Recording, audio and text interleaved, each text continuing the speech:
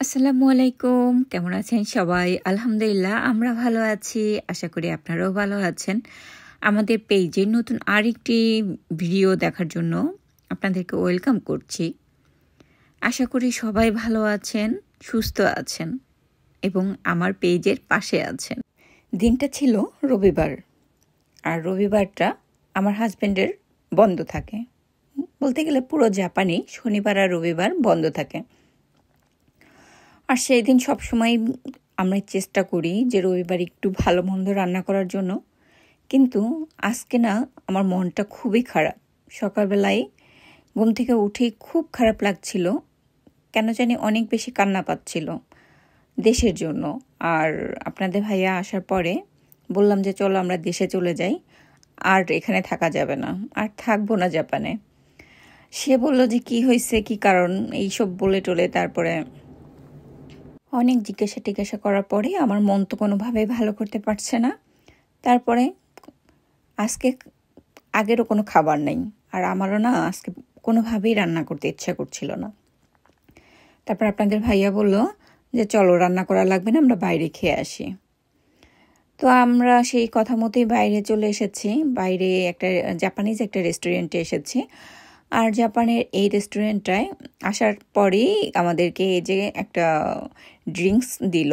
আর সেটা আমরা সাধারণত এখানে আসলে যেখানেই যাই এই গরম ড্রিঙ্কসটা খাই।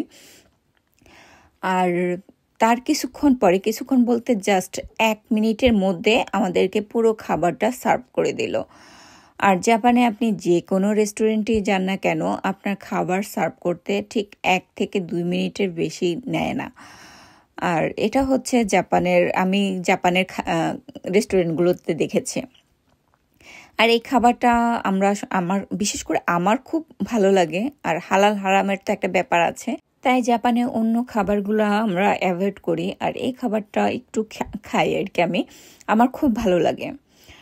আর এই তো আমাদের আজকের দুপুরের খাবারটা জাপানিজ একটা রেস্টুরেন্টে হয়েছে। আর খাবারগুলো দেখতে যেমন লোভনীয়, খেতেও কিন্তু অতটাই মজা। তারপরে আমরা চলে এসেছি একটা শপে সবজি কেনার জন্য। এখান থেকে আমরা কিছু ফ্রোজেন সবজি নেব। আর যে সবজিগুলো আমরা প্রায় খাই সেটা আপনারা দেখেছেন। গত একটা ভিডিওতে আমি বলেছিলাম আপনারা কে কোথায় থেকে কমেন্ট করছেন আর কে কোথায় থেকে দেখছেন আমাকে অবশ্যই কমেন্ট করে জানাবেন। তো অনেক ভাইয়া আপুরা কমেন্ট করেছে, তারা অনেক দূর থেকে বা বিভিন্ন দেশ থেকে আমার ভিডিওটা দেখে। আর আপনারা আমার পাশে থাকার জন্য আপনাদের সবাইকে অনেক ধন্যবাদ। সব সময় আমার পাশে থাকবেন আশা করি। আর এখান থেকে এই যে আমরা ফ্রোজেন এই ভেন্ডিটা নেব এখন।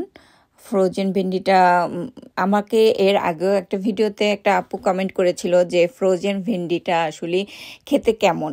আসলে ফ্রোজেন ভেন্ডিটা গুণগত দিক বলেন বা একদম খাবারের টেস্ট বলেন, সবই মানে এত মজার। এটা যে ফ্রোজেন ছিল সেটা বোঝাই যায় না। আমার কাছে খুব ভাল লাগে। মানে প্রথম একদিন এনেছিলাম 1 প্যাকেট, পরে যখন ভালো লেগেছে তো এখন আমি প্রায় এই ফ্রোজেন সবজিটা আনি। এবং এই ফ্রোজেন সবজিটা আমি একটু হাই হিটে রান্না করি, কারণ পানিটা ছেড়ে দিলে হয়তো বেশি লোট হয়ে যাবে। এই জন্য হাই হিটে ফ্রোজেন সবজিটা আমি রান্না করার চেষ্টা করি। তো এটা আমার হাজবেন্ডও বলেছে যে ওর কাছেও এই ফ্রোজেন সবজিটা খুব ভালো লেগেছে, তাই আমরা এই ফ্রোজেন ভেন্ডিটাই খাই এবং খুব ভালো লাগে খেতে, কিন্তু খারাপ লাগে না এই সবজিটা। তো আপনাদের কাছে আমার আজকের ব্লগটি কেমন লেগেছে অবশ্যই কমেন্ট করে জানাবেন। ভালো থাকবেন সবাই, সুস্থ থাকবেন, আমার পেজের পাশে থাকবেন। আল্লাহ হাফেজ। এই যে দেখেন অলরেডি আমার এই সবজিটা হয়ে গিয়েছে।